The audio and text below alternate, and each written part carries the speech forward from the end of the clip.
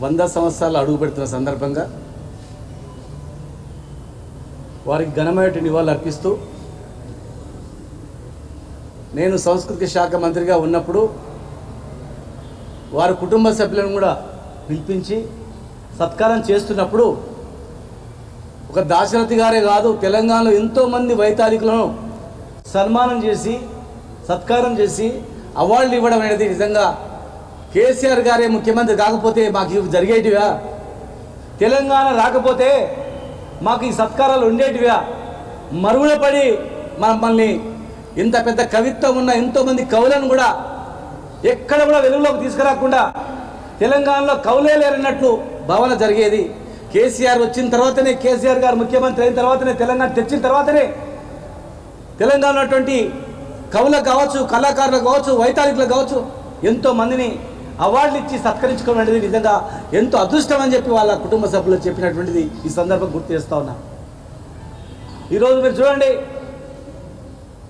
కాళోజీ గారి నుంచి మొదలుకుంటే, సురవరం ప్రతాప్ రెడ్డి గారి నుంచి మొదలుకుంటే, దాశరథి గారు ఎంతోమంది అసలు కవులే లేరన్నప్పుడు 100కు పైగా కవులు ఉన్నారని చరిత్ర ముందర పెట్టినటువంటి గోల్కొండ పత్రిక ద్వారా మా జిల్లా వాసి సురవరం ప్రతాప్ రెడ్డి గారు. ఆ తర్వాత క్రమంలో అసలు తెలంగాణ భాషనే కాదు, ఇది యాస అని ఎన్నో రకాలుగా, ఇది కవిత్వమే కాదు అని ఎన్నో అవమానాలు ఎదుర్కొన్నారు. కానీ తెలంగాణ వచ్చిన తర్వాతనే మేము తెలంగాణ ఉద్యమంలో కూడా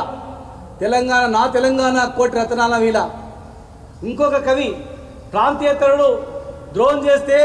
పొలిమేర దాకా తరిమి కొట్టండి, ఈ ప్రాంతం వారు ద్రోహం చేస్తే ఇక్కడే పాతి పెట్టండి అని ఇలాంటి మహనీయుల కవుల యొక్క వాళ్ళ యొక్క ఆలోచనలతో వాళ్ళ యొక్క కవిత్వంతోనే తెలంగాణ ఉద్యమం ముఖ్యమంత్రి మాజీ ముఖ్యమంత్రి కేసీఆర్ గారు కూడా ఇలాంటి పుస్తకాలు చదివి వీళ్ళ యొక్క పుస్తకాల ద్వారానే తెలంగాణ వస్తే తప్ప ఈ ప్రాంతం బాగుపడదని తెలంగాణ తెచ్చిన సందర్భం. వచ్చిన తెలంగాణలో కూడా అందరిని సత్కరించుకొని ఈరోజు 100 సంవత్సరాలు అడుగు పెడుతున్నందుకు వారికి ఘనమైనటువంటి నివాళులు అర్పిస్తూ 100 సంవత్సరం ఇంకా ఘనంగా నిర్వహిస్తామని చెప్పి ఈ సందర్భంగా తెలియజేస్తున్నాం. జోహార్ దాశరథ్ గారికి.